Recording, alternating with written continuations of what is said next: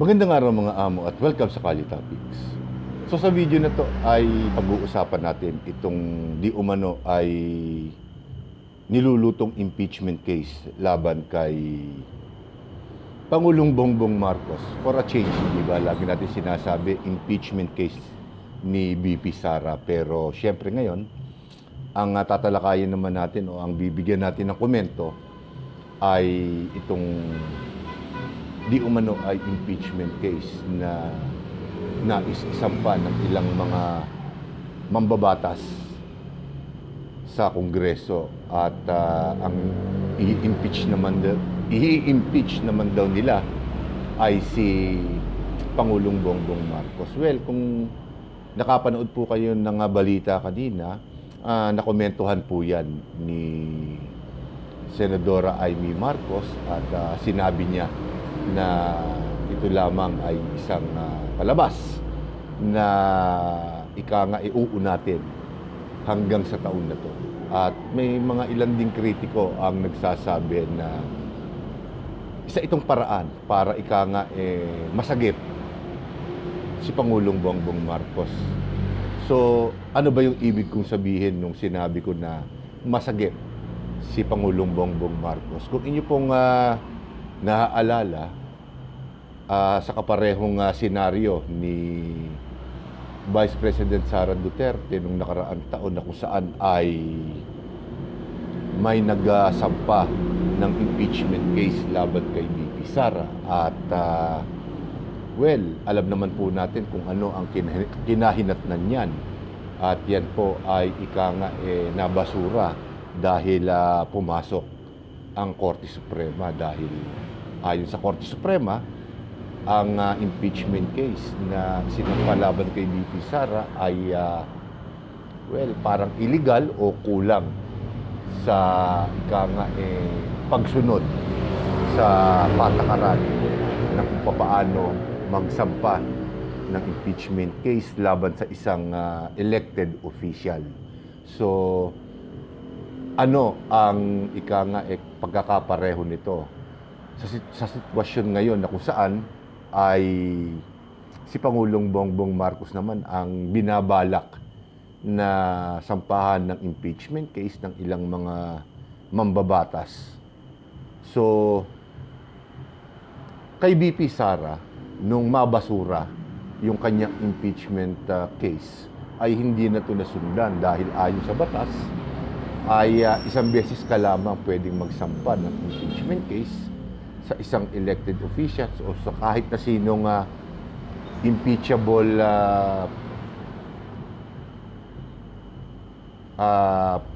na leader o empleyo ng gobyerno, magkakaroon ito ng 1-year ban.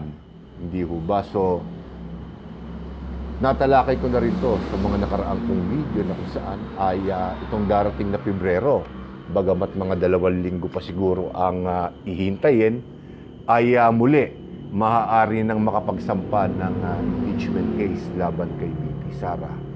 So, inantay muna yung 1 year bago makapagsampa uli. Kung may magsasampa man ng impeachment case sa Kamara at kung ito ay makakakuha ng sapat na numero para maipanik sa Senado. At ang gagawin naman ng Senado rito ay magko-convene sila bilang isang impeachment court.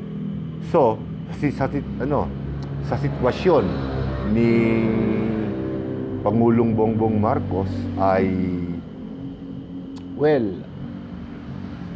pwede namang sampahan ng kaso pwede namang sampahan ng impeachment case si Pangulong Bongbong Marcos, pero ayon na rin sa ibang mga kritiko, baka ang isasampang impeachment case na to ay isa lamang kaparaanan para hindi maalis ng legal sa pwesto si Pangulong Bongbong Marcos at kumbaga itong niluluto o isasampang impeachment case ay malabnaw at sabihin na natin na hindi susunod sa mga pangkaraniwang patakaran ng isang nagfa-file ng impeachment ng impeachment case. So, isa yon sa mga tinitingnan na maaaring dahilan para mabasura yung impeachment case laban kay Pangulong Bongbong Marcos kung may magsasampa man, ha? Kasi ang magiging pakinabang po nito mga amo ay siyempre hindi siya matatanggal o hindi siya masasampahan ng panibagong impeachment court at maghihintay pa uli ng isang taon bago uli siya masampahan ng another impeachment case. Pero kung inyong mapapansin, sa 2027 pa po yun. At yung mga panahon po na yun ay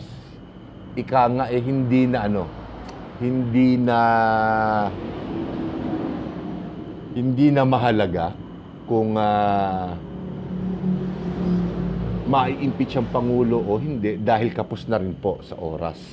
Hindi ho ba? Dahil 2028 naman ay election at ang 2027 ay yung mga panahon na kung saan ang mga malalakas na partido, kasama na rin po ang partido ng Pangulo, ay bumubuo na po ng slate nila o mga kandidato na ilalaban nila para sa 2028 national election, bagay na hindi na maaasikaso yung impeachment case na isasampa sa 2027 at kumbaga malilibre na si Pangulong Bongbong Marcos. So itong impeachment case na isasampa ngayong 2026, itong Pebrero na to, ay parang saving grace lang o tagapagligtas ni Pangulong Bongbong Marcos. Kasi ikalawang dahilan pa diyan, syempre, kung ito ba ay makakakuha ng sapat na boto sa Kamara para ito ay maipanin sa Senado. Na alam naman natin na hindi mangyayari at binanggit na rin yan ni Senadora Amy Marcos na walang numero na isusuporta doon sa impeachment case na isasampa kay Pangulong Bongbong Marcos. So, kumbaga,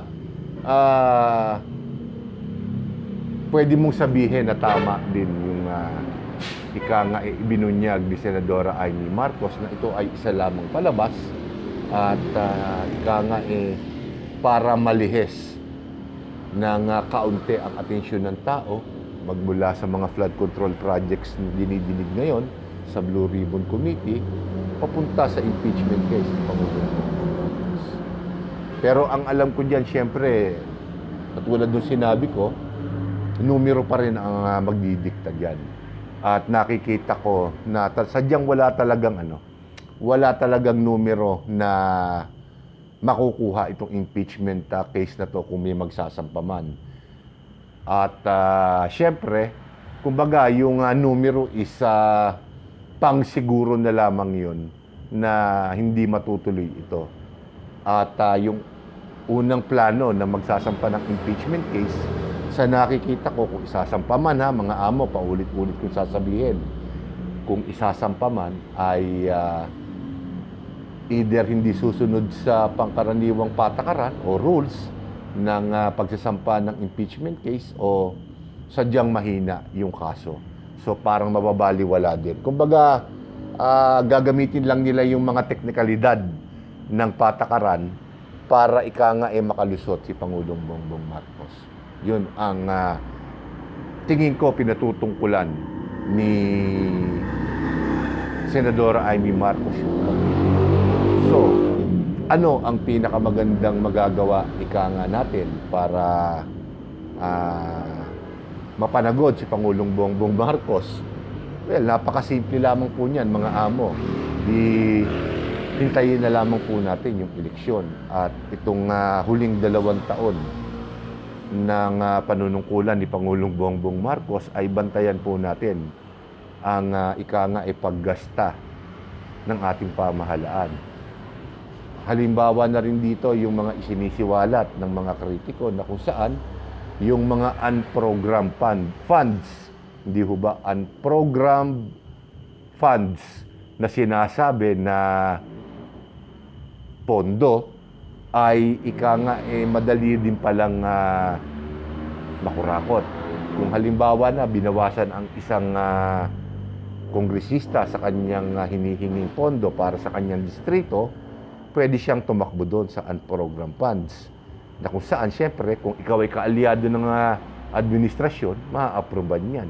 So kung ano yung ibabawa sa iyo sa natural, sa panglabas, pwedeng dagdagan pagka wala nang nakatingin. Hindi ho ba? Parang ganun ang pagkakaintindi ko dito sa unprogrammed funds na to. So, isa ring uri o isa ring anyo ng korupsyon yung unprogrammed funds. So, nakakalungkot, hindi ho ba, na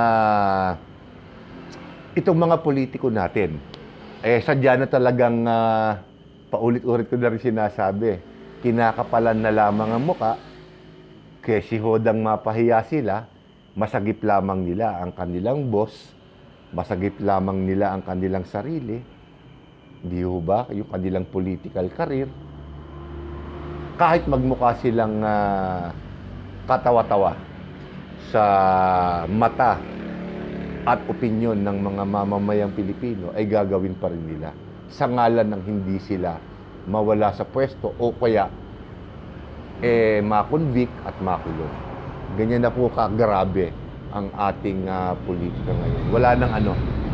Wala nang decency, wala nang dangal ang ating mga politiko. Hindi ko lalahatin, pero karamihan sa kanila ganun. Pansinin nyo, nag-umpisa ang Blue Ribbon Committee kanina lamang po, at kung inyo pong napanood yung kabuuan, ako hindi ko naman pinanood talaga yung kabuuan dahil alam ko na rin halos yung mangyayari, magtuturuan lamang.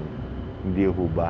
Itong mga iimbitahan na mga resource persons at yung mga di umano ay may mga kasalanan dito sa korupsyon na to, magpapaikot-ikot lamang po ang kwento. Wala nang lumalabas na bago. Hindi ko lang alam kung meron pang susunod, pero parang naulingan ko na meron pang kasunod na hearing yan. At katulad nung ipinangako ko sa inyo, kukuha ako ng ilang mga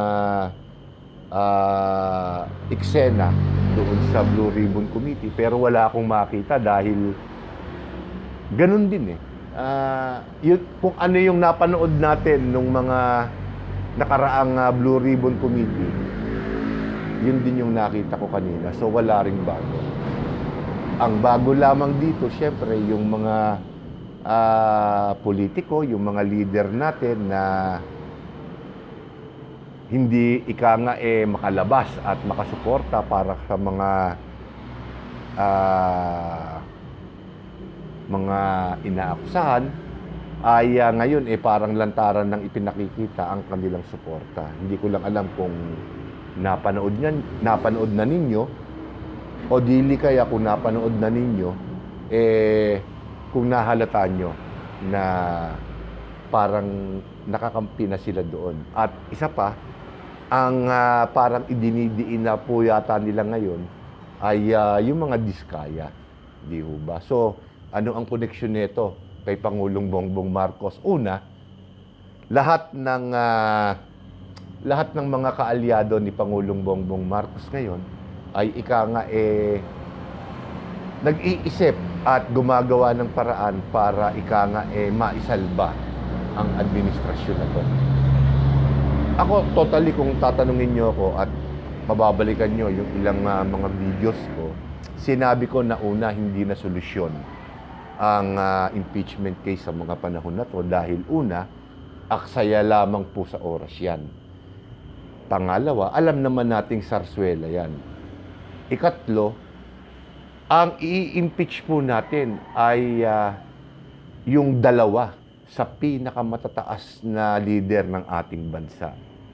So, hindi magiging maganda sa ekonomiya natin, sa sitwasyon ng ating politika sa bansa, kung magpapatuloy pa itong impeachment na to. Ako, napapansin ko lang mga amo kaya siguro masigasig na itong mga kongresista na to ay mag-file ng impeachment case,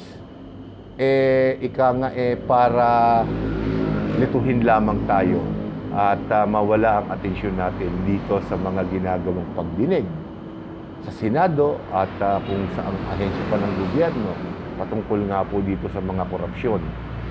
Pero ang hindi nila naiisip, nakabantay ang mga tao. Ako, nakabantay ako. Hindi ko na po alam sa inyo. Pero marami akong nakikita na nakatutok talaga at nais nilang magkaroon ng magandang resulta itong mga investigasyon na to at yung mga alam naman natin na isiniwalat ni dating Congressman Saldico na mga pangalan ay makita nating maimbestigahan talaga ng totoo at kung mapapatunayan talagang may sapat na ebidensya para sila ay makasuhan, dapat mawala sa pwesto at makulong.